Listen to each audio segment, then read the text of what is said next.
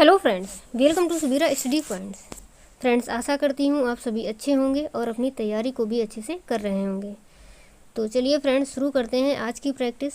और आज हमने भारतीय संविधान के लगभग 80+ क्वेश्चन लिए हुए हैं और मैं कोशिश करूँगी कि इन क्वेश्चन के माध्यम से आप लोगों को संविधान के बारे में ज़्यादा से ज़्यादा जानकारी दे सकूँ। तो चलिए फ्रेंड्स, शुरू करते हैं और देखते हैं आज का हमारा पहला क्वेश्चन।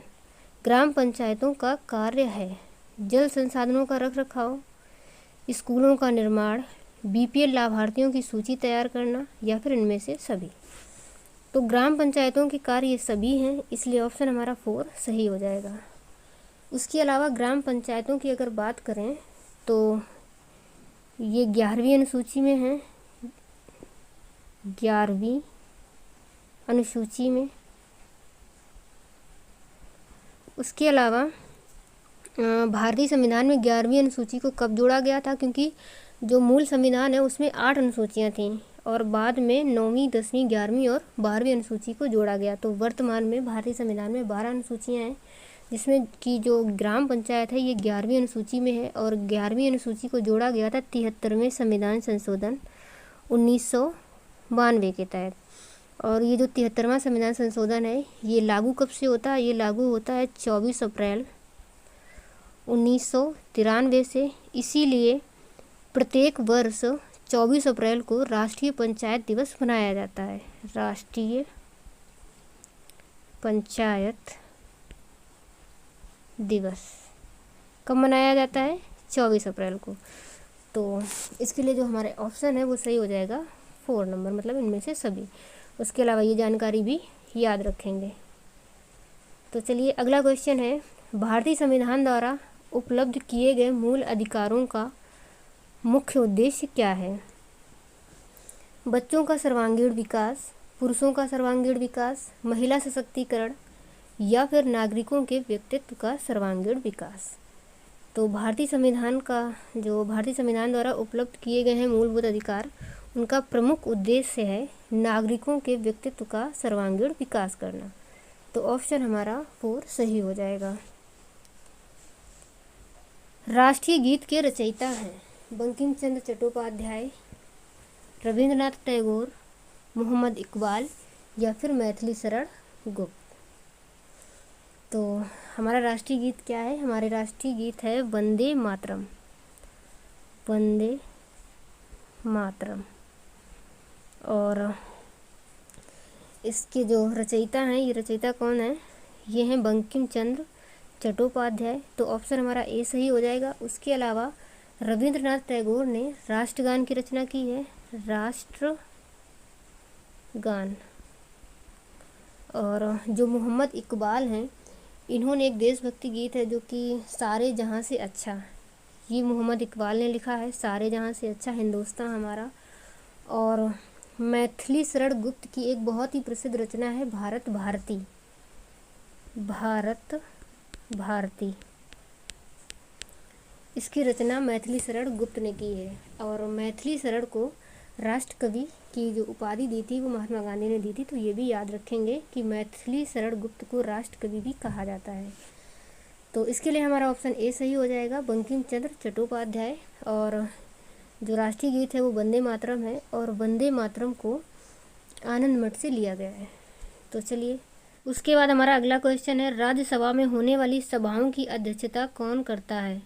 उपराष्ट्रपति, राष्ट्रपति, प्रधानमंत्री या फिर भारत के मुख्य न्यायाधीश। तो राज्यसभा में होने वाली सभाओं की अध्यक्षता उपराष्ट्रपति करते हैं। तो ऑप्शन हमारा फर्स्ट सही हो जाएगा। उसके अलावा राज्यसभा में अधिकतम सदस्यों की संख्या 250 हो सकती है। उसमें से 12 सदस्यों का मनोनयन राष्ट्रपति द्वारा किया जाता है और राष्ट्रपति का उल्लेख आर्टिकल 52 के तहत है। तो चलिए फ्रेंड्स, उसके बाद जो हमारा अगला क्वेश्चन है, किस देश के संविधान से मौलिक कर्तव्यों को लिया गया है? जर्मनी, यूनाइटेड किंगडम, यूएसए और या फिर यूएसएसआर। तो मौलिक कर्तव्यों को लिया गया है यूएसएसआर से। तो ऑप्शन 4 सही हो जाएगा। यहाँ पर यूएसए और यूएसएसआर में कंफ्यूज नहीं होना है, यूएसए से मौलिक कर्तव्यों को लिया गया है। उसके अलावा मौलिक कर्तव्यों की अगर बात करें तो मौलिक कर्तव्यों की संख्या टोटल 11 है। पहले 10 थी, लेकिन बाद में 86वें संविधान संशोधन के द्वारा इसको 11वां मौलिक कर्तव्य जोड़ दिया गया। तो वर्तमान में 11 मौलिक कर्तव्य हैं और मौलिक कर्तव्यों को सरदार स्वर्ण सिंह समिति की सिफारिश पर जोड़ा गया था। और ये भाग 4A के तहत आर्टिकल 51A में हैं। तो ये भी याद रखना है कि मौलिक कर्तव्यों की संख्या 11 है, भाग 4A में और आर्टिकल 51A के तहत हैं और इनको लिया गया है USSR से। उसके बाद अगला क्वेश्चन है, संविधान सभा ने राष्ट्रगान को कब अपनाया? 20 जनवरी 1950, 24 जनवरी 1950, 21 मई 1949 या फिर 23 नवंबर 1949 को। तो संविधान सभा ने राष्ट्रगान को अपनाया था 24 जनवरी 1950 को। तो ऑप्शन हमारा सेकंड नंबर सही हो जाएगा। और उसके अलावा राष्ट्रगान की अगर बात करें तो इसके रचयिता हैं रविंद्रनाथ टैगोर। और राष्ट्रगान को पहली बार 27 दिसंबर, ये डेट भी याद रखेंगे क्योंकि काफ़ी बार पूछा जाता है कि राष्ट्रगान को पहली बार कब गाया गया। तो राष्ट्रगान को पहली बार 27 दिसंबर 1911 को कांग्रेस के कलकत्ता अधिवेशन में गाया गया था। तो उसके अलावा इसका जो हमारा ऑप्शन सही है कि राष्ट्रगान को अपनाया कब गया, तो 24 जनवरी 1950 को अपनाया गया था। तो इसको भी अच्छे से याद रखेंगे।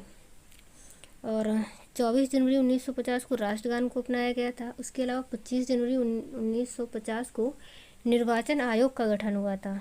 तो 24, 25 और 26 तीनों ही डेटें अच्छे से याद रखना है। मतलब 24 जनवरी 1950 को राष्ट्रगान, 25 जनवरी 1950 को निर्वाचन आयोग का गठन होता है और 26 जनवरी 1950 को संविधान लागू हो जाता है। तो ऑप्शन हमारा सेकंड सही है। और उसके बाद अगला क्वेश्चन है, भारतीय संविधान का निर्माण निम्नलिखित में से किसकी संस्तुति पर हुआ? कैबिनेट मिशन की संस्तुति पर, क्रिप्स मिशन की संस्तुति पर, माउंटबेटन की संस्तुति पर या फिर इनमें से किसी की संस्तुति पर नहीं। तो भारतीय संविधान का निर्माण होता है कैबिनेट मिशन की संस्तुति पर। और कैबिनेट मिशन का गठन कब होता है मार्च 1946 में। मार्च 1946 इसी के तहत संविधान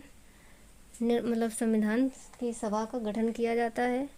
और इसके पहले जो क्रिप्स मिशन आता है ये आया था मार्च 1942 में। मार्च 1942 में इसमें संविधान सभा के निर्माण की बात कही गई थी, लेकिन इसका गठन कब होता है? 1946 कैबिनेट मिशन के तहत। तो इसको भी याद रखना है, क्रिप्स मिशन को भी और कैबिनेट मिशन को भी। उसके बाद अगला क्वेश्चन है, भारतीय संविधान सभा द्वारा कब अंगीकृत किया गया? 14 नवंबर 1949, 24 नवंबर 1949, 26 नवंबर 1949 या फिर 27 नवंबर 1949 को। तो जो भारतीय संविधान है ये अंगीकृत किया गया था 26 नवंबर 1949 को।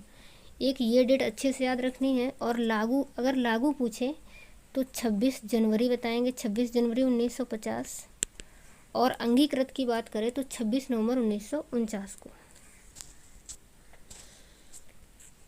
निम्नलिखित में से कौन सा विकल्प सही नहीं है? संविधान सभा की समितियां एक तरफ दी हुई हैं और एक तरफ है अध्यक्ष।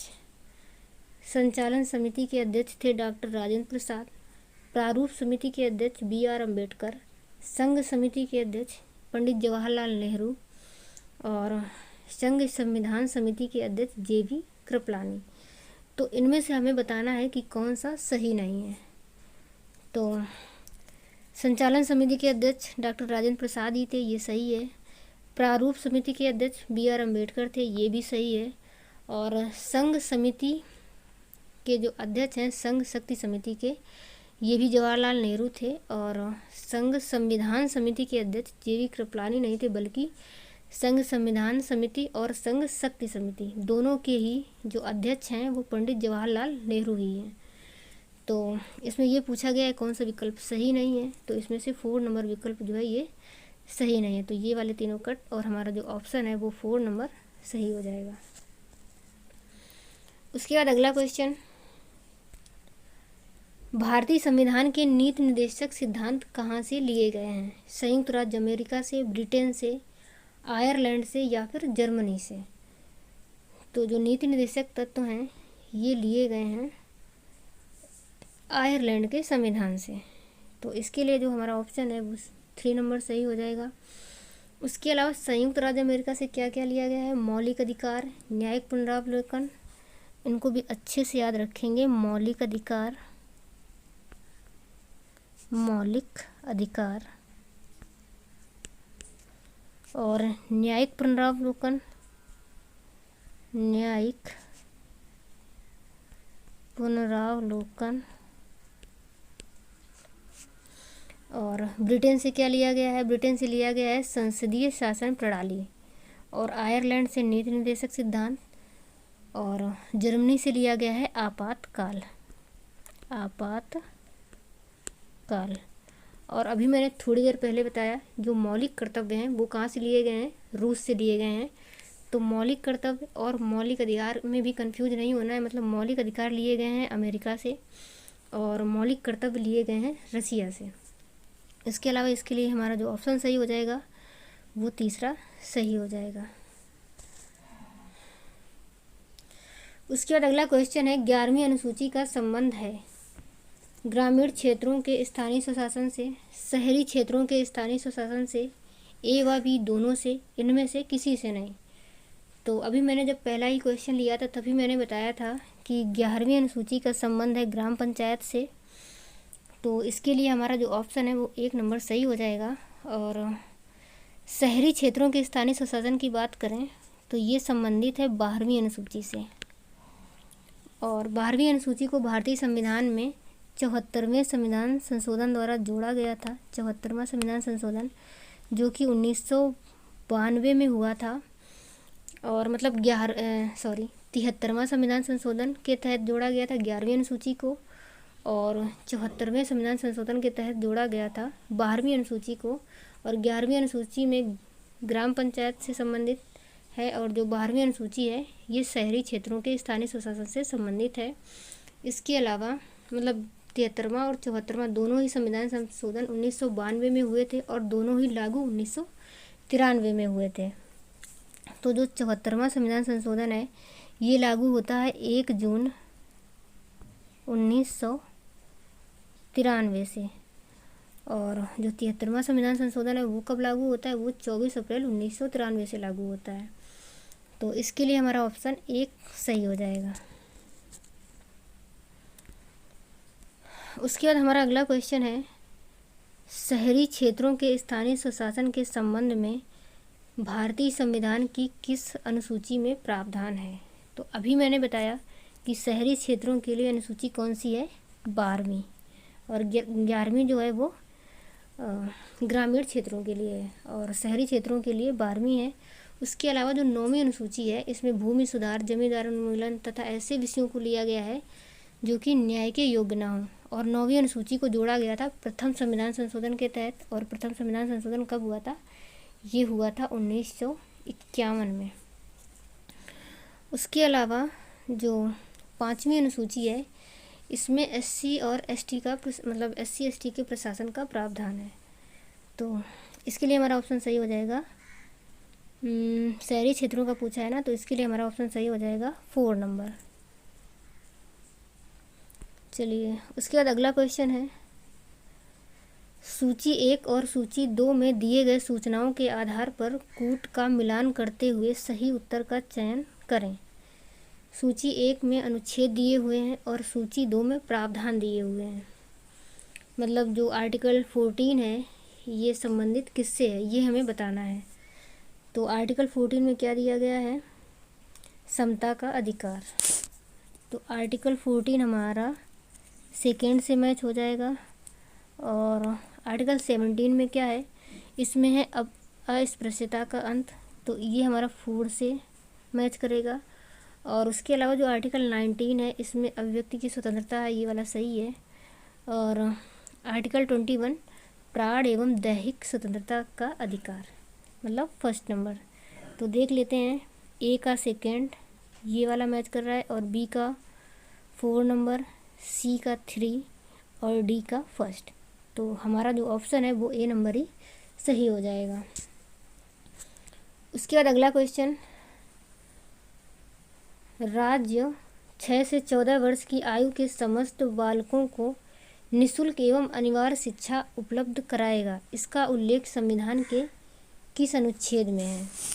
आर्टिकल 19, आर्टिकल 21 का, आर्टिकल 20 या फिर आर्टिकल 24। तो राज्य जो है वो 6 से 14 वर्ष की आयु के समस्त बच्चों को निःशुल्क एवं अनिवार्य शिक्षा उपलब्ध कराएगा, इसका उल्लेख किया गया है आर्टिकल 21 के तहत। तो हमारा जो ऑप्शन है ये सेकेंड नंबर सही हो जाएगा। और इसको कब जोड़ा गया था? इसको ये मतलब 11 मौलिक कर्तव्य है, इसको जोड़ा गया था 86 में संविधान संशोधन, जो कि 2002 में हुआ था।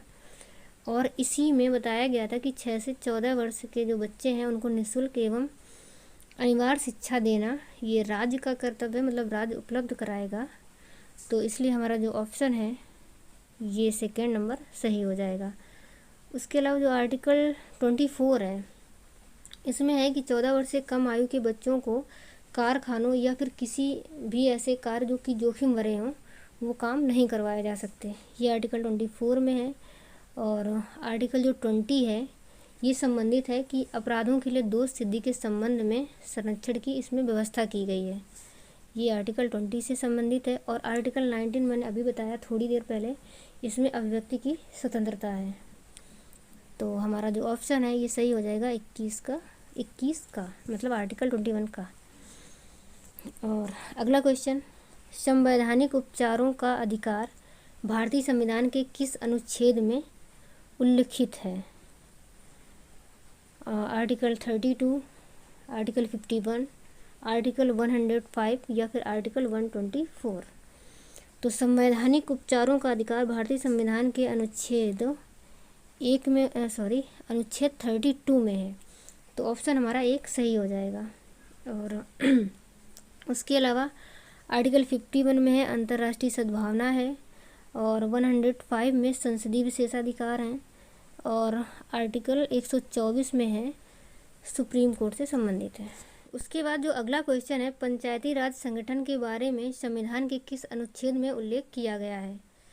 अनुच्छेद 29, 40, 41 या फिर 42 में। तो पंचायती राज का उल्लेख किया गया है अनुच्छेद 40 के तहत। तो ऑप्शन हमारा सेकेंड नंबर सही हो जाएगा। उसके अलावा 29 की अगर बात करें तो इसमें अल्पसंख्यकों की शिक्षा, संस्कृति और उनकी जो भाषा है या फिर लिपि के विकास का प्रावधान किया गया है 29 में। और 41 की बात करें तो 41 में है कुछ दशाओं में काम, शिक्षा और लोक सहायता पाने का अधिकार, ये 41 में है। और काम की न्याय संगत व्यवस्था ये 42 में की गई है। उसके बाद हमारा अगला क्वेश्चन है, भारतीय संविधान में मौलिक कर्तव्यों की कितनी संख्या है? तो ये हम बता ही चुके हैं कि मौलिक कर्तव्य कितने हैं, 11 हैं। तो ऑप्शन हमारा सेकेंड नंबर सही हो जाएगा। अगला क्वेश्चन है, उत्तर प्रदेश स्थानीय सुशासन कानून अधिनियम 1994 किस संविधान संशोधन के बाद बनाया गया? मतलब किस संशोधन के बाद ये बनाया गया था उत्तर प्रदेश स्थानीय स्वशासन कानून अधिनियम 1994? 73 में, 74 में, 86 में या फिर 92? तो इसको याद रखेंगे, उत्तर प्रदेश स्थानीय स्वशासन कानून अधिनियम 1994 बनाया गया था 74वें संविधान संशोधन के बाद। उसके बाद हमारा अगला क्वेश्चन है, भारत का नियंत्रक एवं महालेखा परीक्षक संविधान के किस अनुच्छेद के तहत नियुक्त होता है? तो आर्टिकल 148, 151, 213 या फिर इनमें से कोई नहीं। तो भारत का नियंत्रक एवं महालेखा जो परीक्षक है ये आर्टिकल 148 के तहत नियुक्त होता है। तो ऑप्शन हमारा फर्स्ट नंबर सही हो जाएगा। उसके बाद अगला क्वेश्चन है, सदन के बैठकों के लिए गण पूर्ति के लिए कितने सदस्यों की उपस्थिति अनिवार्य है? 1/12, 1/10, 1/4 या फिर 1/18। तो इसके लिए हमारा ऑप्शन सेकंड नंबर सही हो जाएगा। संपत्ति का अधिकार है मौलिक अधिकार, विधिक अधिकार, एक और दो, दोनों या फिर इनमें से कोई नहीं। तो जो संपत्ति का अधिकार है, पहले ये मौलिक अधिकार था किंतु वर्तमान में ये विधिक अधिकार है। तो इसके लिए हमारा ऑप्शन सेकंड नंबर सही हो जाएगा। उसके बाद हमारा अगला क्वेश्चन है, नगर निगम के प्रमुख को क्या कहते हैं? मेयर, अध्यक्ष, उपाध्यक्ष या फिर सभासद। तो नगर निगम का जो प्रमुख होता है वो मेयर कहलाता है। वर्तमान में उत्तर प्रदेश में कुल कितने नगर निगम हैं? 15, 16, 17 या फिर 18। तो वर्तमान में उत्तर प्रदेश में कुल नगर निगमों की संख्या है 17। जिला पंचायत का सचिव होता है ग्राम विकास अधिकारी, मुख्य विकास अधिकारी या फिर उप जिला अधिकारी या तहसीलदार। तो ग्राम पंचायत का सचिव होता है मुख्य विकास अधिकारी। उसके बाद अगला क्वेश्चन है, 2 अक्टूबर 1959 को भारत में पंचायती राज का शुभारंभ निम्नलिखित में कहाँ पर किया गया था? अलीगढ़, सीतामढ़ी, पुणे या फिर नागौर राजस्थान में। तो ये कब कहाँ से किया गया था? ये किया गया था नागौर राजस्थान से। कब किया गया था? 2 अक्टूबर 1959 को। तो क्वेश्चन को ऐसे भी पूछ लिया जाता है कि पंचायती राज शुरू करने वाला प्रथम राज्य कौन सा है? तो भी याद रखेंगे नागौर राजस्थान। या फिर ये कब लागू किया गया, इसकी शुरुआत कब होती है? तो 2 अक्टूबर 1959 को। उसके बाद हमारा अगला क्वेश्चन है, भारत में पंचायती राज की त्रिस्तरीय व्यवस्था का अनुमोदन किस समिति द्वारा किया गया था? बलवंत राय मेहता समिति, अशोक मेहता समिति, हनुमंत राव समिति या फिर GV.K. राज समिति। तो त्रिस्तरीय व्यवस्था का अनुमोदन किया गया था बलवंत राय मेहता समिति के द्वारा, जबकि द्विस्तरीय जो व्यवस्था है ये इसका अनुमोदन किया गया था अशोक मेहता समिति के द्वारा। तो दोनों को ही अच्छे से याद रखेंगे। अगला क्वेश्चन है, पंचायत चुनाव के लिए उम्मीदवारों की न्यूनतम आयु सीमा होनी चाहिए 20 वर्ष, 21 वर्ष, 30 वर्ष या फिर 18 वर्ष। तो यहाँ पर उम्मीदवार की न्यूनतम आयु पूछी है, तो उम्मीदवार की न्यूनतम आयु होनी चाहिए 21 वर्ष, जबकि जो वोट डालने की उम्र होती है वो 18 वर्ष होती है। तो यहाँ पर उम्मीदवार की पूछी गई है, तो याद रखेंगे कितनी होनी चाहिए? 21 वर्ष। ग्राम पंचायतों की आय का स्रोत कौन सा है? भूमि एवं स्थानीय कर, मेला एवं बाजार कर, मृत्यु कर या फिर मकान एवं पशु कर। तो ग्राम पंचायतों की आय का स्रोत होता है मेला एवं बाजार कर। राज्य की कार्यपालिका शक्ति किसमें निहित है? प्रधानमंत्री, राष्ट्रपति, राज्यपाल या फिर मुख्यमंत्री में। तो राज्य की कार्यपालिका शक्ति निहित होती है राज्यपाल में। उसके बाद अगला क्वेश्चन, भारत के किसी राज्य की राज्यपाल बनने वाली प्रथम महिला थी? सुचेता कृपलानी, राजकुमारी अमृत कौर, पद्मजा नायडू या फिर सरोजनी नायडू। तो किसी भी राज्य की राज्यपाल बनने वाली प्रथम महिला थी सरोजनी नायडू। और ये किस राज्य की प्रथम महिला राज्यपाल बनी थी? ये बनी थी उत्तर प्रदेश की।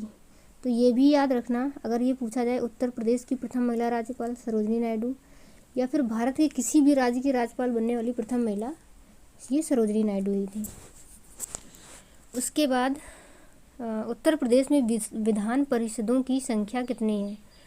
100, 101, 102 या फिर 103। तो उत्तर प्रदेश में विधान परिषदों की संख्या है 100।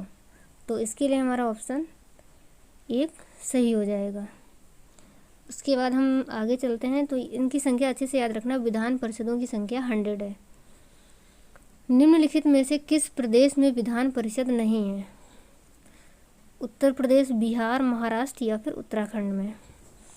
तो अभी मैंने पिछला एक प्रैक्टिस सेशन लिया था, उसमें मैंने बताया था कि उत्तर प्रदेश में भी है, बिहार में भी है, महाराष्ट्र में भी है, जबकि जो विधान परिषद है वो उत्तराखंड में नहीं है। तो इसके लिए हमारा ऑप्शन जो है वो 4th सही हो जाएगा। उसके बाद हम आगे चलते हैं और हमारा अगला क्वेश्चन है, किस अनुच्छेद के अनुसार उच्च न्यायालय 5 प्रकार की रिट जारी करता है? 226, 227, 238 या फिर 242। तो उच्च न्यायालय 5 प्रकार की रिट जारी करता है आर्टिकल 226 के तहत। और ये रिट कौन कौन सी होती हैं? बंदी प्रत्यक्षीकरण, परमादेश, प्रतिषेध, अधिकार परीक्षा और उत्प्रेषण। तो 5 रिटों को भी याद रखना है। और किस आर्टिकल के तहत? तो 226 के तहत। उसके बाद हमारा अगला क्वेश्चन है, उच्चतम न्यायालय के मुख्य न्यायाधीश की नियुक्ति कौन करता है? राष्ट्रपति, मंत्रिपरिषद, प्रधानमंत्री या फिर राज्यपाल। तो जो उच्चतम न्यायालय के मुख्य न्यायाधीश होते हैं उनकी नियुक्ति राष्ट्रपति के द्वारा की जाती है। और हमारा अगला क्वेश्चन है, वर्तमान में भारत में कितने उच्च न्यायालय हैं? 23, 24, 28 या फिर 31। तो वर्तमान में भारत में उच्च न्यायालयों की संख्या 25 है। इसमें ऑप्शन में नहीं दिया हुआ है, तो आप लोग याद रखेंगे उच्च न्यायालय कितने हैं? 25। उसके बाद हमारा अगला क्वेश्चन है, उत्तर प्रदेश की विधानसभा में कुल सदस्यों की संख्या कितनी है? 404, 405, 406 या फिर 407। तो उत्तर प्रदेश की विधानसभा में कुल सदस्यों की संख्या कितनी है? 404 है। और अभी मैंने थोड़ी देर ही पहले बताया कि विधान परिषद में सदस्यों की संख्या कितनी है, तो वहाँ पर है 100। दोनों को ही याद रखना है। विधान परिषद का सदस्य बनने के लिए कम से कम कितने वर्ष की आयु होना आवश्यक है? 25 वर्ष, 30 वर्ष, 35 वर्ष या फिर 40 वर्ष। तो अगर हमें विधान परिषद का सदस्य बनना है तो हमारी उम्र कितनी होनी चाहिए? 30 वर्ष। और जबकि अभी मैंने बताया कि पंचायत का अगर चुनाव लड़ना है तो उसके उम्मीदवार की न्यूनतम आयु कितनी होनी चाहिए? 21। तो याद रखना, पंचायत चुनाव के लिए 21 और विधान परिषद का सदस्य बनने के लिए 30 होनी चाहिए। प्रदेश के राज्यपाल की नियुक्ति कौन करता है? राष्ट्रपति, उपराष्ट्रपति, मुख्य न्यायाधीश, प्रधानमंत्री। तो प्रदेश के राज्यपाल की नियुक्ति भी राष्ट्रपति ही करते हैं। मत डालने के लिए कम से कम कितनी वर्ष की आयु होना आवश्यक है? तो ये तो सभी को ही पता है कि वोट डालने के लिए उम्र कितनी होनी चाहिए? कम से कम 18 वर्ष।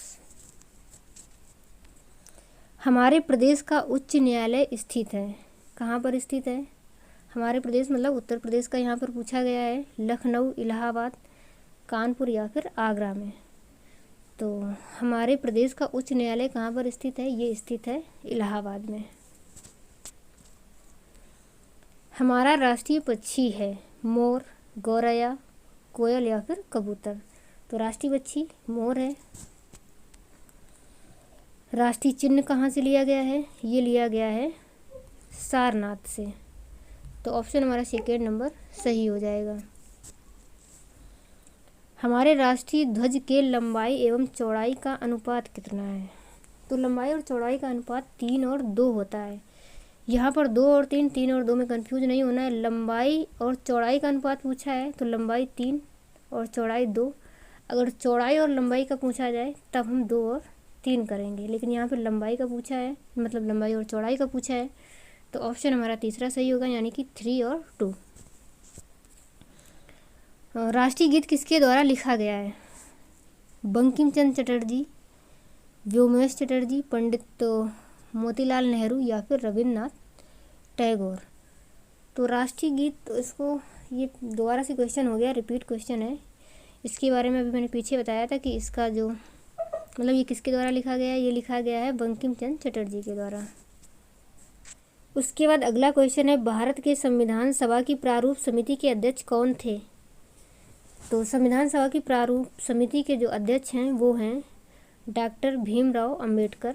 तो ऑप्शन हमारा तीसरा सही हो जाएगा। उसके अलावा और इन्हें संविधान का जनक भी माना जाता है, मतलब भारतीय संविधान के जनक कौन है? तो वो भी डॉक्टर भीमराव अंबेडकर ही हैं। भारत का संविधान दिवस को आता है 26 जनवरी, 23 जून, 15 अगस्त या फिर 26 नवंबर को। तो संविधान दिवस कब मनाया जाता है? अभी मैंने बताया कि जो संविधान है हमारा कब से अधिनियमित हुआ था या कब से अंगीकृत किया गया था। तो ये किया गया था 26 नवंबर 1949 को। और जब अंगीकृत किया गया था संविधान तभी उसी दिन 26 नवंबर को ही संविधान दिवस मनाते हैं। जबकि 26 जनवरी को संविधान लागू हुआ था, 26 जनवरी 1950 को, और ये 1949। तो इस दिन क्या मनाते हैं, गणतंत्र दिवस मनाते हैं। और 26 नवंबर 1949 को अंगीकृत किया गया था। तो इस दिन क्या मनाते हैं, इस दिन मनाते हैं संविधान दिवस। भारतीय संविधान में उल्लिखित स्वतंत्रता, समानता और बंधुता की संकल्पना किससे प्रेरित है? तो ये कहाँ से प्रेरित है, ये प्रेरित है फ्रांस के संविधान से। जबकि आयरिश के संविधान से क्या लिया गया है, राज्य के नीति निर्देशक तत्व, और अमेरिका से मूल अधिकार, और ब्रिटिश से संसदीय व्यवस्था। ये सब हम पीछे बता चुके हैं। तो इसके लिए हमारा ऑप्शन सही हो जाएगा फर्स्ट नंबर। भारतीय संविधान में राज्य के नीति निर्देशक तत्व कहाँ से लिए गए हैं, आयरलैंड से। भारतीय संविधान का निम्नलिखित में से कौन सा अनुच्छेद विधि के समक्ष समता के अधिकार से संबंधित है? तो 13, 15, 14 या फिर 17। तो जो आर्टिकल 14 है ये विधि के समक्ष समता से संबंधित है। तो इसके लिए हमारा ऑप्शन जो है ये सही हो जाएगा 3 नंबर।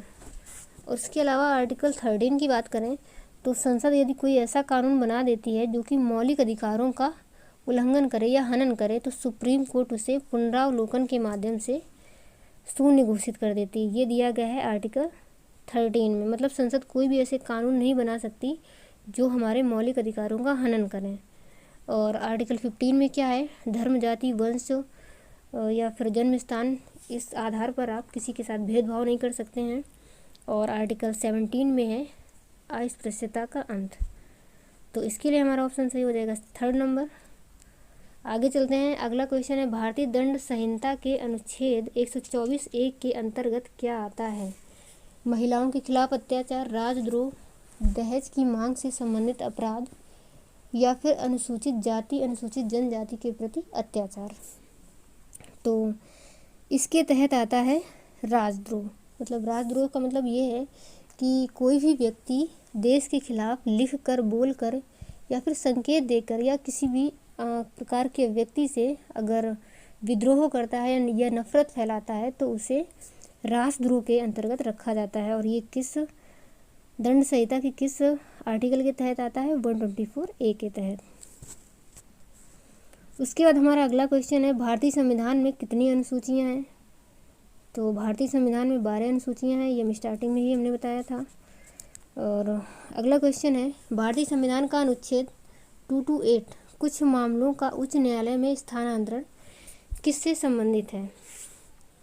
तो ये किससे संबंधित है? राज्य के नीति निर्देशक सिद्धांत से, राज्य सरकार से, केंद्र सरकार से, या फिर भारतीय नागरिक के मौलिक अधिकारों से। तो ये संबंधित है राज्य सरकार से।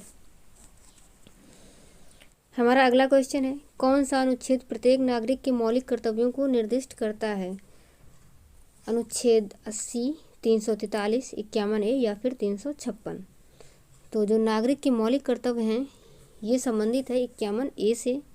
तो हमारा जो ऑप्शन है वो 3rd सही हो जाएगा। इसके अलावा अगर भाग की बात करें कि जो मौलिक कर्तव्य हैं किस भाग में हैं, तो ये हैं भाग 4(a) में। और जो आर्टिकल 356 है ये किससे संबंधित है? ये संबंधित है राज्यों में राष्ट्रपति शासन, राज्यों में राष्ट्रपति शासन से। और जो आर्टिकल 343 है ये किससे संबंधित है? ये संबंधित है कार्यालय भाषा के रूप में हिंदी, कार्यालय भाषा के रूप में हिंदी।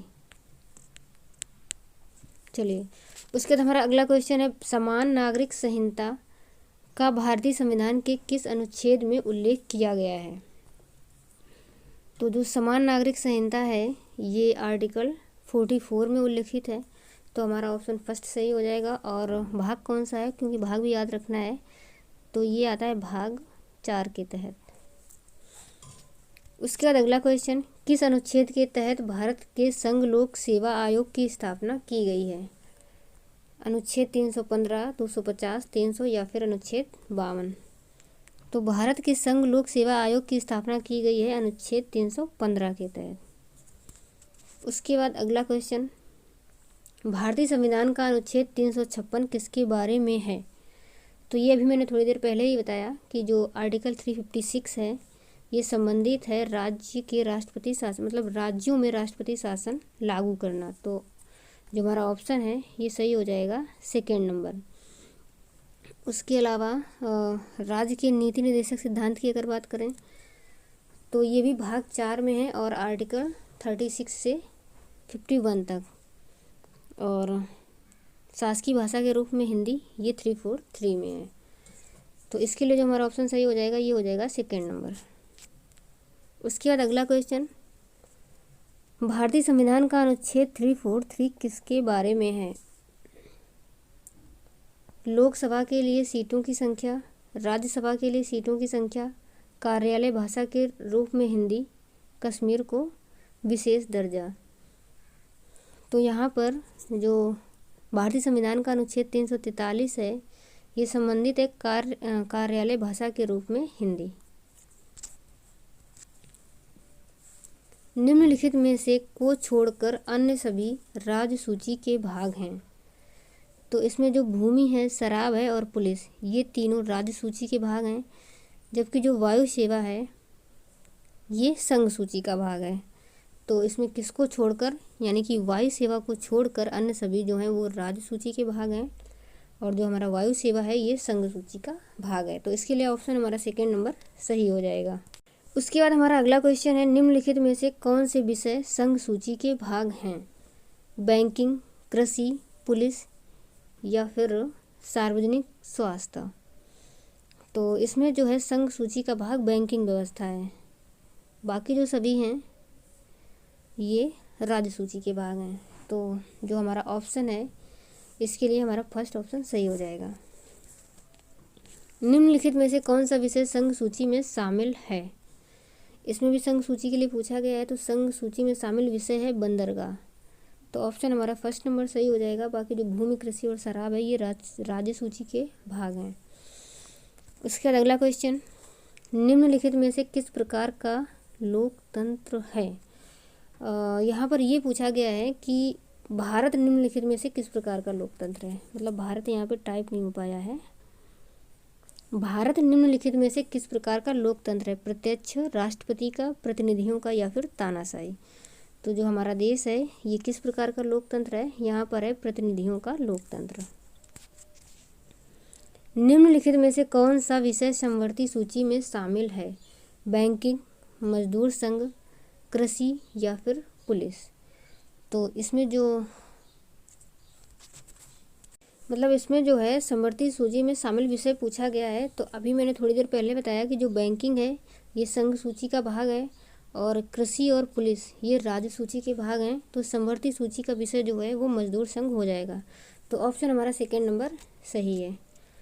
उसके बाद अगला क्वेश्चन, भारतीय नागरिकता किसके द्वारा दी जाती है? भारत के राष्ट्रपति द्वारा, प्रधानमंत्री द्वारा, गृह मंत्रालय द्वारा या फिर विदेश मंत्रालय द्वारा। तो भारतीय नागरिकता भारत के राष्ट्रपति द्वारा दी जाती है, और ये भारतीय संविधान के आर्टिकल 5 से 11 में वर्णित है। कहाँ है 5 से? आर्टिकल 5 से यहाँ पे आर्टिकल 5 से 11 तक। और ये किसके द्वारा दी जाती है? भारत के राष्ट्रपति द्वारा। उसके बाद हमारा अगला क्वेश्चन है, हमारे देश में शिक्षा का अधिकार एक अधिकार है, राजनीतिक, मूलभूत या फिर सामाजिक या विधिक। तो हमारे देश में जो शिक्षा का अधिकार है ये मूलभूत अधिकार है। तो इसको याद रखेंगे क्योंकि जो हमारा 86वां संविधान संशोधन हुआ था इसके तहत शिक्षा को मूलभूत अधिकार बनाया गया था। और इसको किस में जोड़ा गया है? इसको जोड़ा गया है आर्टिकल 21 का के तहत। इसमें 6 से 14 वर्ष तक के उम्र के सभी बच्चों को निःशुल्क एवं अनिवार्य शिक्षा देना। और इसमें क्या है कि मतलब जो 6 से 14 वर्ष तक की उम्र के बच्चे हैं उनको निःशुल्क और अनिवार्य शिक्षा देना जरूरी है। तो इसके लिए हमारा ऑप्शन सेकेंड नंबर सही हो जाएगा।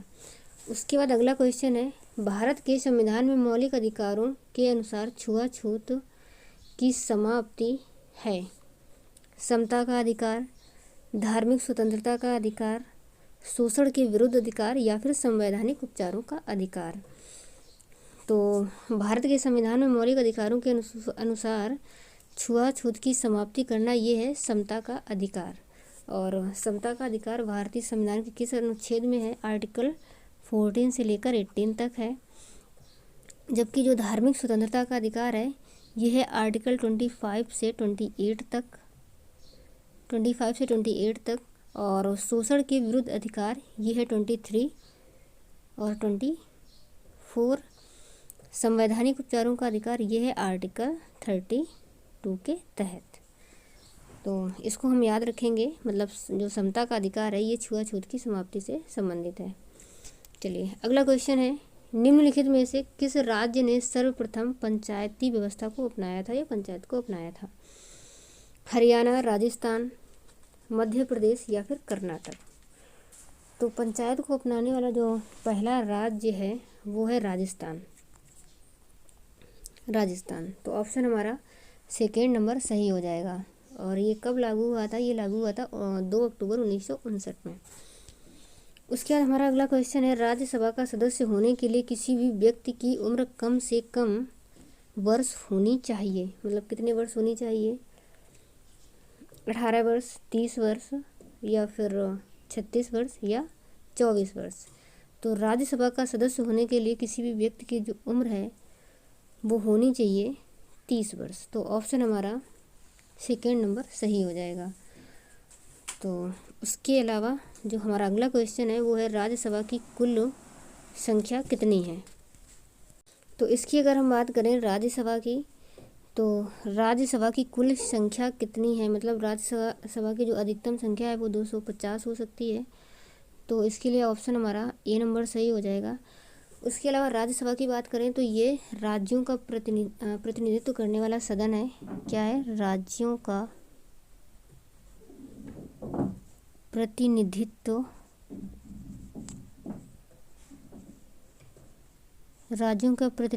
करने वाला सदन।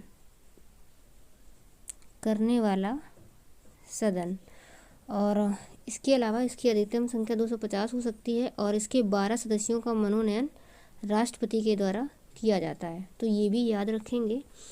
और इसकी मतलब जो किसी भी व्यक्ति की उम्र कम से कम कितनी होनी चाहिए राज्यसभा का जो सदस्य हो? 30 वर्ष। तो ये सारे पॉइंट भी याद रखेंगे अच्छे से और इसके लिए जो हमारा ऑप्शन है वो फर्स्ट नंबर सही हो जाएगा। इसके बाद हमारा अगला क्वेश्चन है, लोकसभा के पहले स्पीकर कौन थे? जीवी मावलंकर, सर्वपल्ली राधाकृष्णन या फिर एम आनंद शयनम अयंगर या डॉक्टर पीवी चेरियन? तो लोकसभा के पहले स्पीकर थे जीवी मावलंकर। और अगर वर्तमान स्पीकर पूछे तो वो हो जाएंगे श्री ओम बिरला।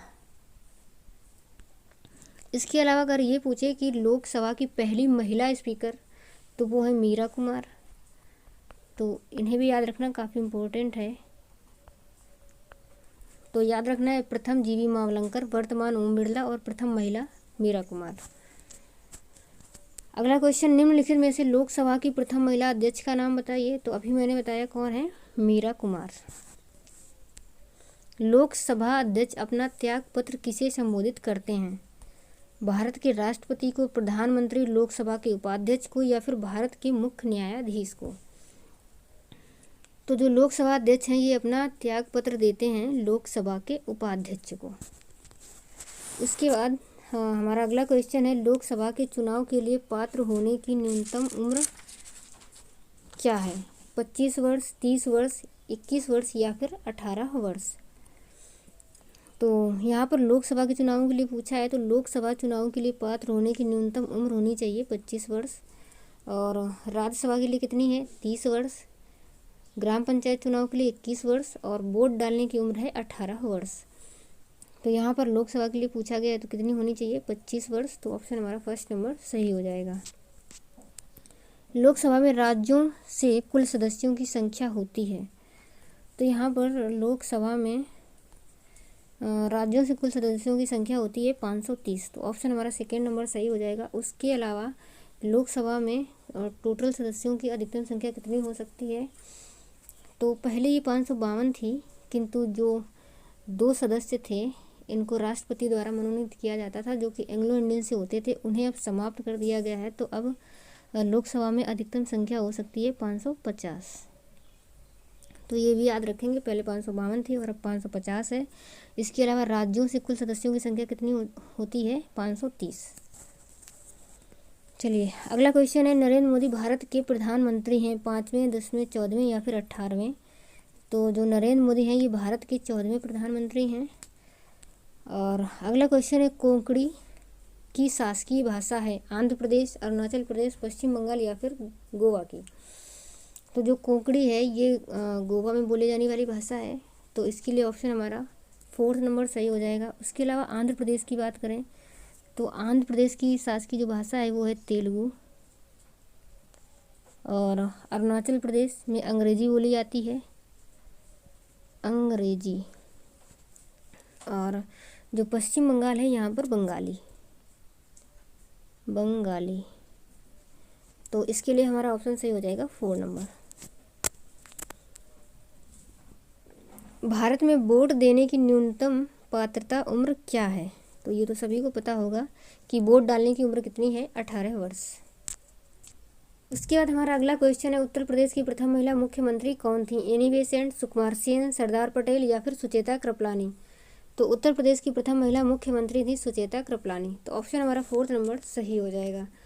उसके बाद अगला क्वेश्चन, नीति आयोग के अध्यक्ष कौन है? उद्योग मंत्री, प्रधानमंत्री, वित्त मंत्री या फिर वाणिज्य मंत्री?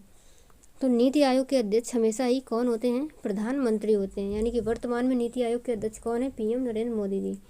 तो ऑप्शन हमारा 2 नंबर सही हो जाएगा। उसके अलावा नीति आयोग की बात करें तो इसकी स्थापना होती है 1 जनवरी 2015 को 1 जनवरी 2015। और ये किसके स्थान पर? योजना आयोग के स्थान पर होती है।